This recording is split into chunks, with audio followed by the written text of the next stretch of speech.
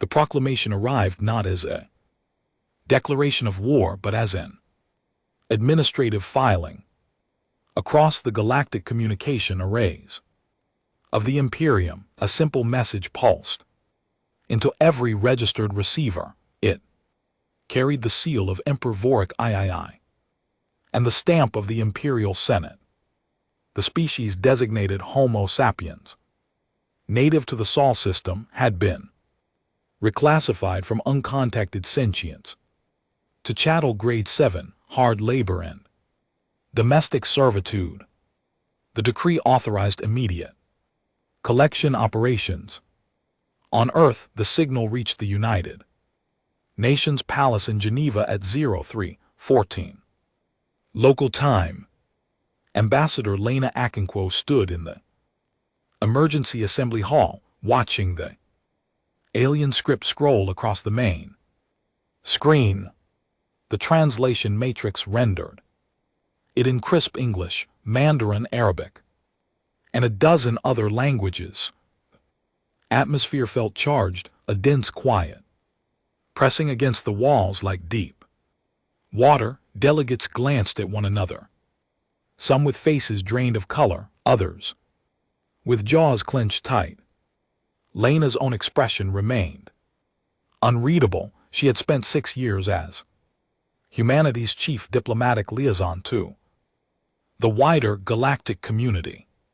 She had seen the casual cruelty of the Imperium firsthand, the way its officials spoke about lesser species as resources, not peoples. She had filed protests, built alliances with smaller polities, and quietly overseen Project Ghost String, buried so deep in black budgets that even most world leaders did not know its full scope. The emissary dispatched to deliver the decree in person was a tall, slender being named Scalvith, a viceroy of the Imperium's outer territories. His species, the Cathari, were known for elaborate ceremonial armor and a cultural obsession with hierarchy. Scalvith strode into the hall, flanked by 2 guards, his 4-fingered hands clasped behind his back. His facial plates shifted into what passed for a smirk among his kind. Ambassador Akinquo, he said, his voice carrying a harmonic edge from his translator implant, I trust you have reviewed the Imperial Edict. Compliance is expected within 1 standard rotation. Your population will be cataloged and dispersed to labor hubs. Resistance will be met with sterilization of urban centers. Lena let the silence stretch. A younger diplomat might have protested, demanded justification, appealed to interspecies law. She did none of that. She took a slow breath, her eyes never leaving Scalvith's face. Then she turned to a small console on the podium and pressed a single key. A low chime echoed through the hall. The screen shifted to a plain text reply, transmitted simultaneously to the Imperium's capital and every listening post in the galaxy. Confirmed. Scalvith's smirk faltered. The Cathari language had no direct equivalent for the word in that context, but the translation matrix conveyed its meaning.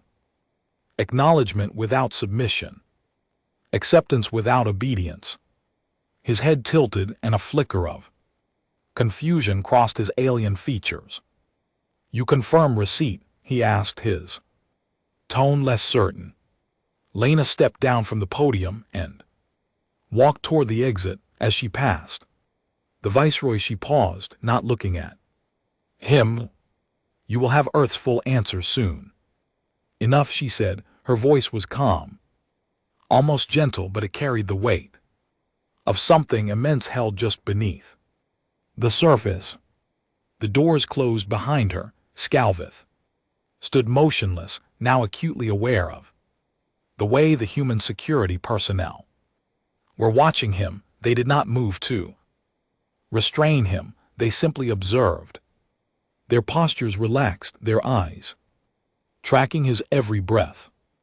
The Viceroy felt a sensation he had not experienced in decades, uncertainty, sharp and unfamiliar, as if he had stepped onto a vessel that was no longer under his control.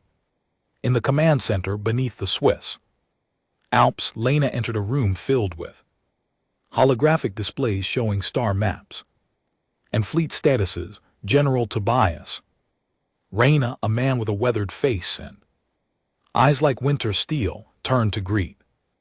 Sorry. They took the bait. Completely, Lena replied. Project Ghost String is Greenland, all hidden. Fleets are to move into position. We have prepared for this moment since we first intercepted their slave catalog 60 years ago. Tobias nodded. His hand moved to a console and a countdown timer appeared. On the main display, 36 hours until the gates activated. Lena watched the timer begin to tick. She thought of her daughter, of the future she had fought to protect. The Imperium had no idea what they had just done. They believed humanity was weak, divided easily. Cowed, they had never seen what happens when a species backs a predator into a corner and gives it no way out. The timer glowed red. The die was cast. Part 2. The Imperium slaver fleet dropped from faster-than-light travel at the edge of the Sol system, 12 capital ships, 38 cruisers, and over 100 support vessels, spread out in a standard envelopment pattern. Their hulls bore the crimson and gold markings of the Slave Acquisition Corps, a branch of the Imperial military that had never faced serious threat. For centuries they had scooped up primitive civilizations with minimal resistance.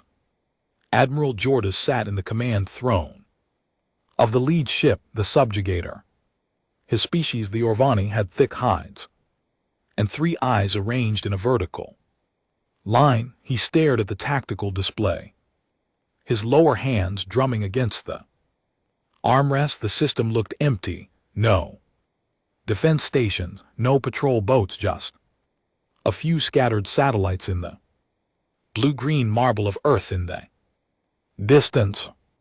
Launch collection pods, Jordas ordered. Begin atmospheric insertion. I want the first batch of slaves secured within the hour. The comms officer hesitated.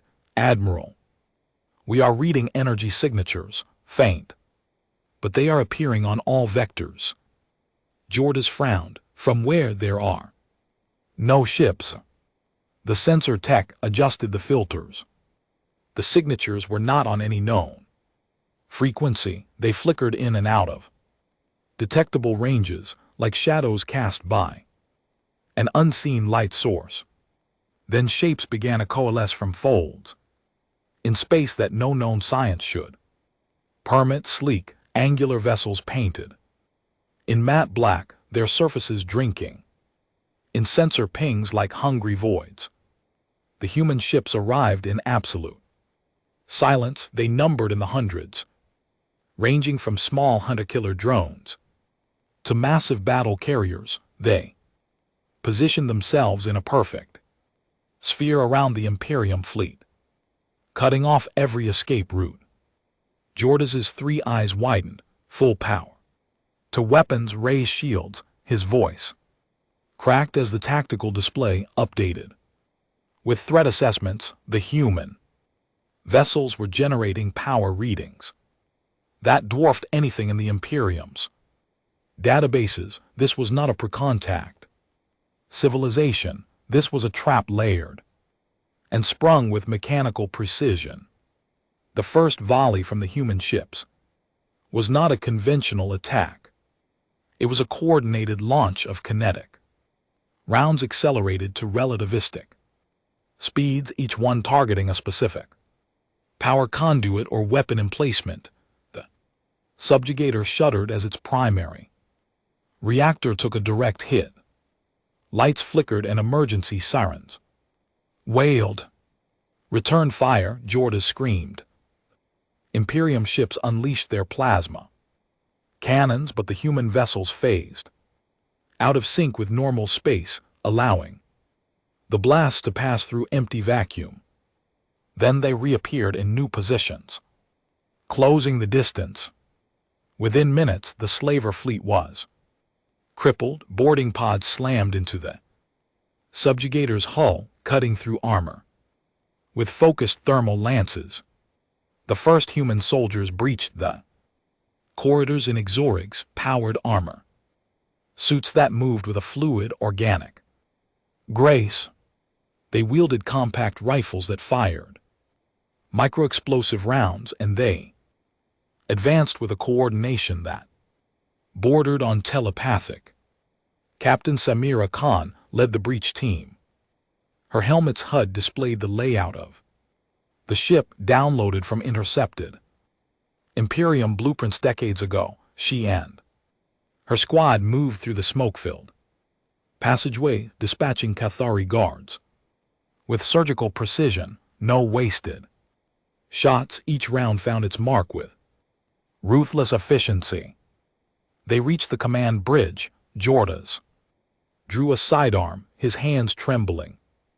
Samira stepped forward, her faceplate retracting to reveal calm, dark eyes. Admiral, your fleet is neutralized. You are now a prisoner of the Terran military. Cooperate and you will be treated according to the laws of war. Jordas stared at her, his voice a broken whisper. What are you people?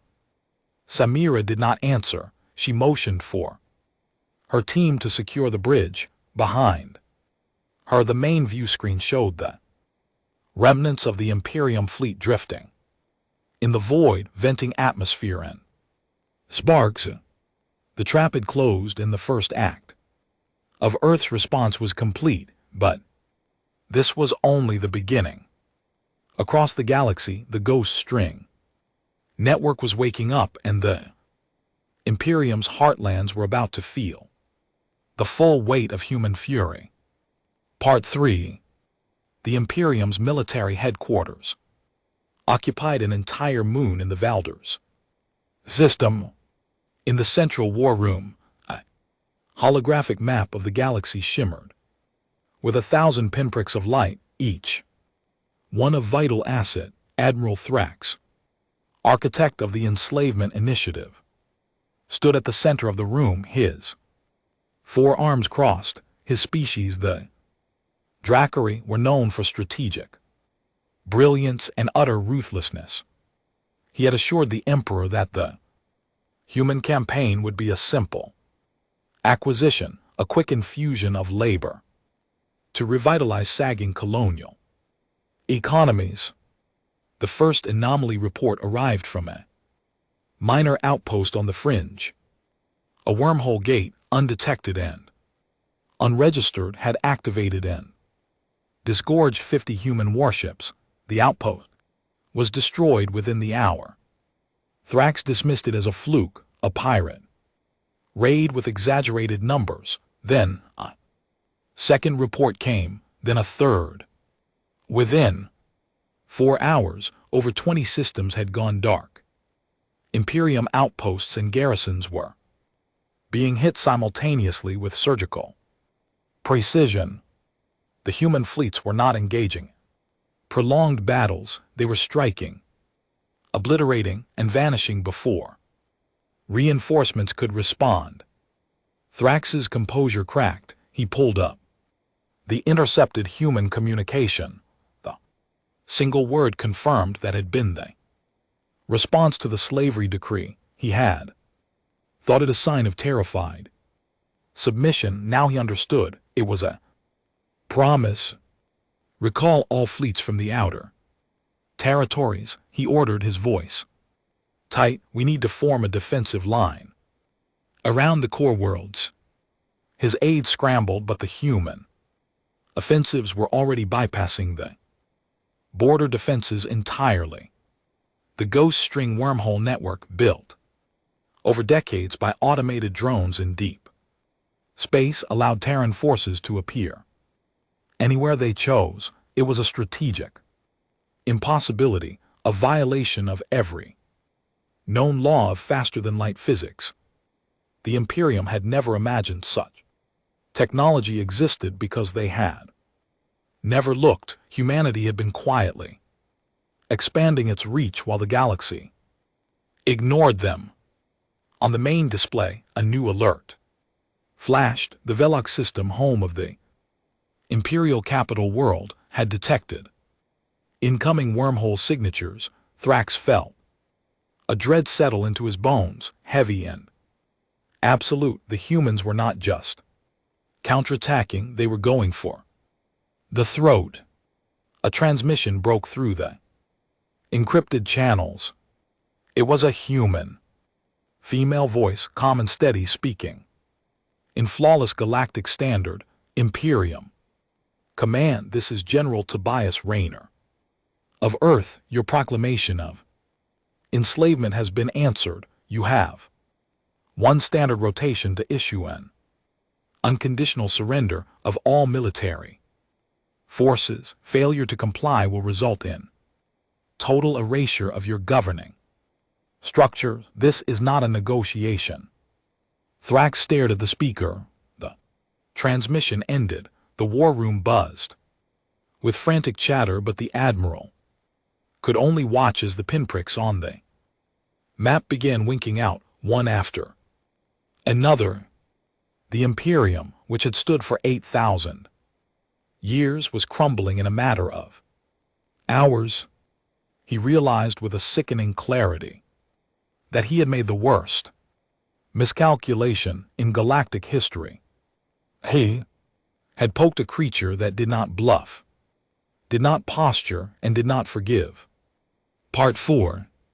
The sky over Velox, capital of the Imperium, turned to fire. Human vessels descended through the atmosphere in a controlled dive, releasing swarms of attack drones that filled the air like a metallic plague. The city of Caldorak, a metropolis of soaring towers and sprawling markets, became the first target. Kinetic rods dropped from low orbit, struck with the force of small nuclear weapons, but without the radiation. Buildings shattered into dust.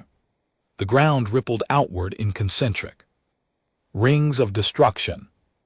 General Tobias Renner observed the bombardment from the command deck of the TFS Resolute, positioned in high orbit. His face was illuminated by the tactical screens, his jaw set firm. He took no pleasure in this. The Imperium had turned entire species into work animals, had broken civilizations and scattered their bones across 1,000 worlds. They had asked for this when they branded humanity as property. Still, the scale of what they were about to do weighed on him. General, we have the Emperor's bunker triangulated, a comms officer reported. He is in a deep-level shelter beneath the palace. Good. Begin the second phase. Priority military and government targets only. I want the civilian infrastructure damaged but not entirely destroyed. Let them remember what they saw today. Tobias's voice was low, steady. He had given these orders before in simulations, but never in reality. The actuality felt both heavier and more detached, as if he were watching someone else speak. On the surface, the drone swarm swept through government districts. Precise strikes took out communication hubs, power grids, and transport nodes. The Imperium's planetary defense forces caught off guard, scrambled fighters that were shot down before they could clear the cloud layer. The human pilots were simply better. Their reaction times augmented, their tactics honed by decades of preparation for exactly this war. In the bunker, Emperor Vorik III huddled With his council, the ancient walls, lined with tapestries depicting imperial conquests, now seemed like a tomb. The emperor's ornate robes were disheveled, his scales dull with fear. He had received the human surrender demand and dismissed it as bravado. Now, as the reports of bombardment echoed through the comlinks, he understood his error. "We must negotiate," one counselor pleaded. "Offer them terms, anything. They are not acting like a species seeking territory. They are annihilating us." Vorek's voice was hollow. "What can we offer? We declared them slaves. There is no return from such an insult." A new message cut into their frequency. It was Tobias again, his voice carrying the weight of inevitability. "Emperor Vorek, your military forces are collapsing on 19 fronts. Your capital is under our guns. You have 1 hour to broadcast a full and unconditional surrender, dissolve the Senate, and submit to occupation. If you do not, we will continue until the Imperium is a memory." The council chamber fell into a panic. Stillness. Vorek looked at the screens, at the orbital images of his beloved city burning. He thought of his legacy, of the eternity he had expected to rule. It was all slipping away, and he could not fathom how a species from a backwater system could have so thoroughly reversed the order of the galaxy. Tobias watched the clock. The hour ticked down. He wondered if the Emperor would be wise enough to end this now, or if humanity would be forced to demonstrate the full extent of its wrath. Deep down, he almost hoped they would surrender. But another part of him, the part that had read the files on human slavery raids that had already occurred in frontier colonies, knew that some wounds required more than just victory. They required a lesson that would echo across the cosmos for 10,000 years. The clock hit 0. No surrender came. "Proceed," Tobias said. The fleet's main batteries aligned, and the ground beneath the Emperor's palace began to boil. Part 5. In the chaos of the Imperium's collapse, Captain Samira Khan led a strike force to the private estate of Lord Kalfek, slaver notorious for his brutal raids on human colonies.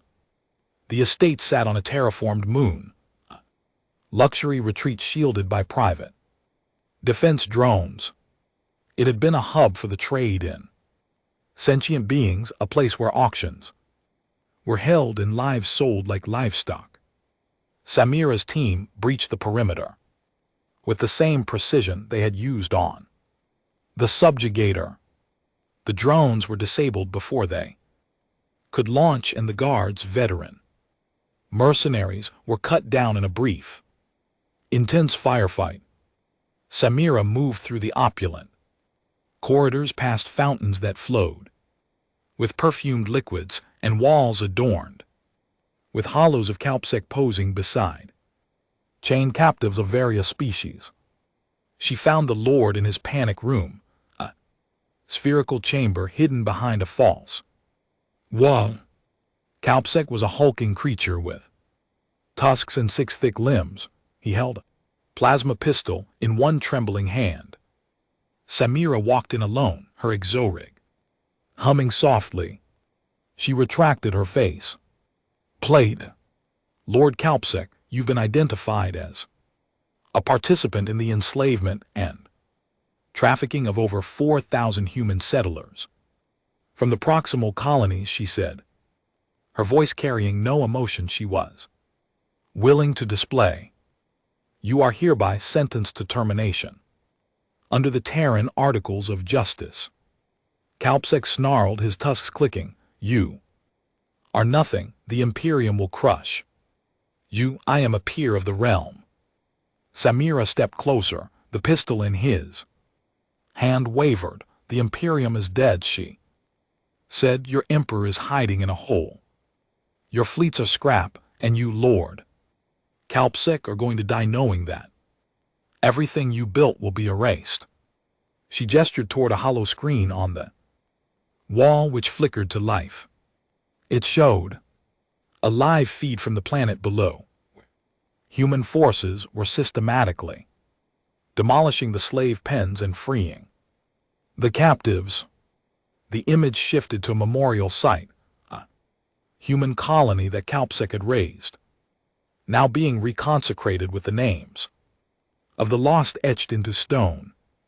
The slaver's eyes widened. He squeezed the trigger, but Samira had already moved. Her enhanced reflexes allowed her to close the distance before the plasma bolt left the barrel. She caught his wrist and twisted, the pistol clattering to the floor.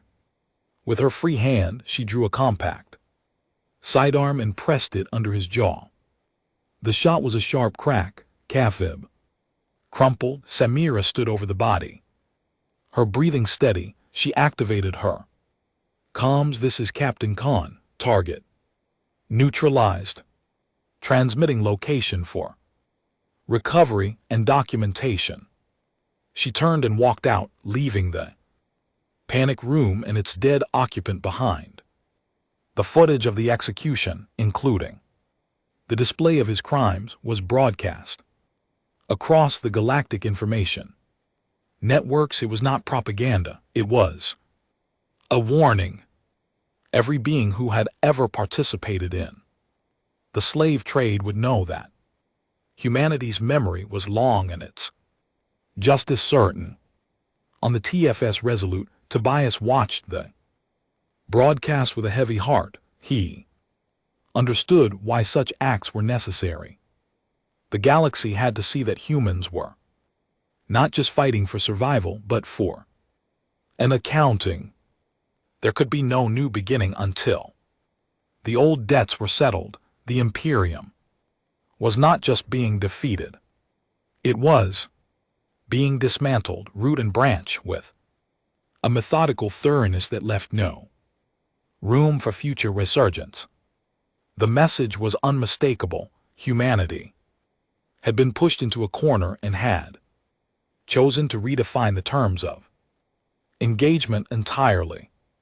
There would be no peace treaties that allowed the enslavers to retire in comfort. There would be no negotiated settlements that preserved their power.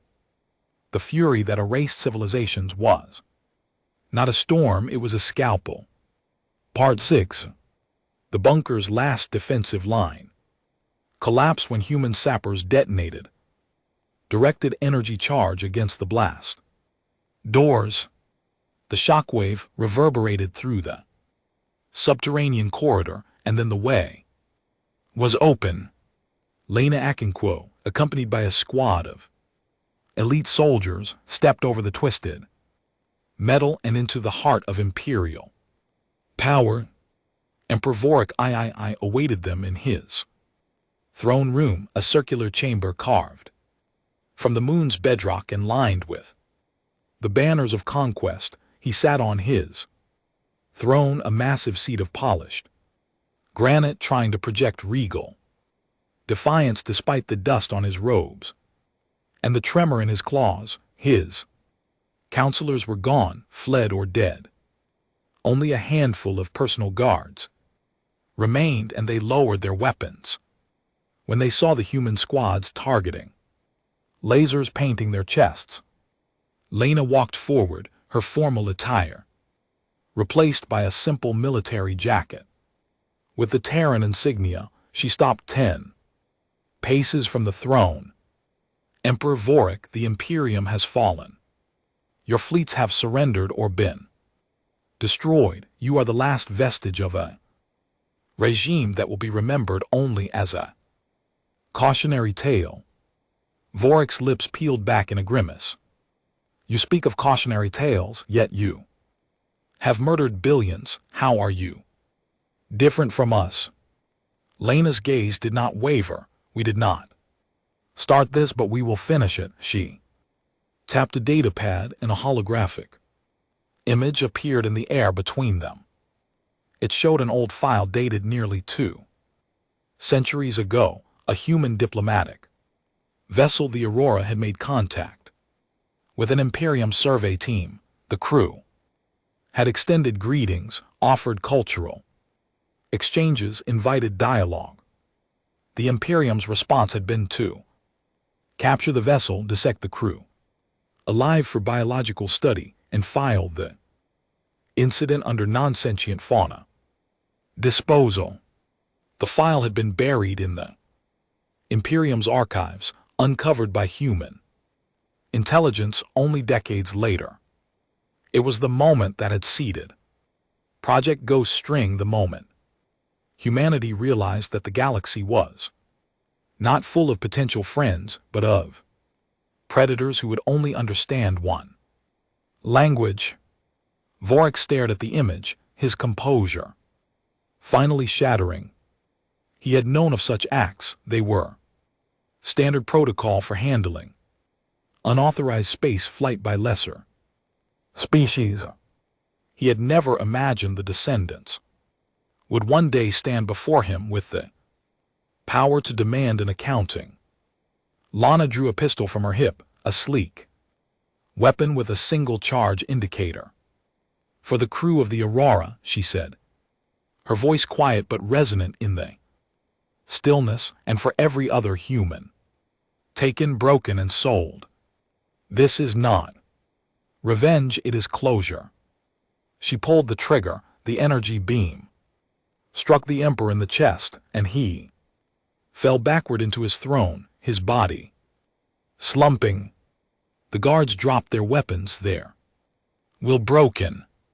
The throne room, which had once hosted ceremonies of domination over 1,000 worlds, became just another chamber of the dead. Lana holstered her sidearm and turned to her squad. Signal the fleet. The Imperium is officially dissolved. Begin transition to occupation protocols. She walked out without looking back. Outside, the sun was rising over the moon's horizon, casting long shadows through the breached palace walls. The war was over. The real work was about to begin. Part 7. Anton Volkov stepped off the transport shuttle onto the landing pad at the new Moscow spaceport. The air smelled of rain and freshly cut grass, real grass, not the recycled atmosphere of a warship. He had been in space for 3 years, fighting across a dozen systems. His uniform was worn, his left arm still healing from a plasma burn that the medics said would leave a permanent mark, but he was home. Earth had changed while he was gone. The cities were quieter, more purposeful. Monuments to fallen heroes stood in every square, but the children playing around them did not seem weighed down by the war. They laughed and chased each other, their futures no longer threatened by the shadow of an alien empire that could steal them in the night. He walked through the streets, watching people go about their lives. A vendor sold fresh bread, a couple argued about something trivial, an old woman fed birds on a bench. It was so ordinary, so fragile that his chest tightened. This was what they had fought for, not territory, not glory, but the right to exist on their own terms. The Terran Compact had been established. In the war's wake, every remaining galactic power was given a choice: sign the Compact's accords, which banned slavery, established mutual defense, and enforced strict limits on military expansion, or face the same fate as the Imperium. Most signed, a few hesitated, a very few tried to resist, and they were now being taught the same lesson by the fleets that had once defended Earth.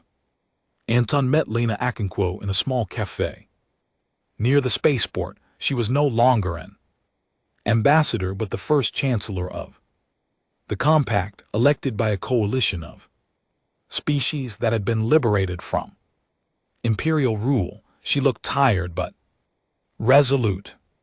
"We did it," Anton said, sitting across from her.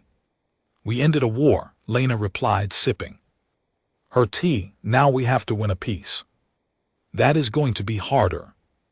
He nodded. The Imperium's fall had left a power vacuum, and old rivalries were resurfacing, but humanity now stood as a guarantor of stability, a role it had never sought but could not refuse.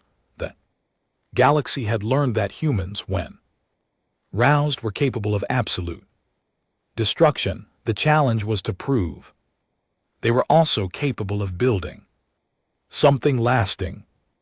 Anton's gaze drifted to a nearby park, where a young girl was flying a kite. She looked up at the sky with wonder. Not fear. He thought of his own daughter, whom he would see tomorrow. He had missed her first steps, her first words. The war had taken that from him. But she would grow up in a universe where no one would ever try to chain her. He smiled, a genuine, weary expression. "We will manage," he said. "We always do." Lena followed his gaze and allowed herself a small smile as well. "Yes, we always do." The sun broke through the clouds, casting golden light over the city. Somewhere a clock tower chimed the hour. The galaxy was scarred, but it was still turning, and humanity had carved its place in the stars, not through peaceful petition, but through a fury so complete that it had erased entire civilizations. The cost had been staggering. The memory would be eternal, but Earth stood secure in a way it had not been for centuries. They had been declared slaves, and they had answered with fire. The galaxy would never forget.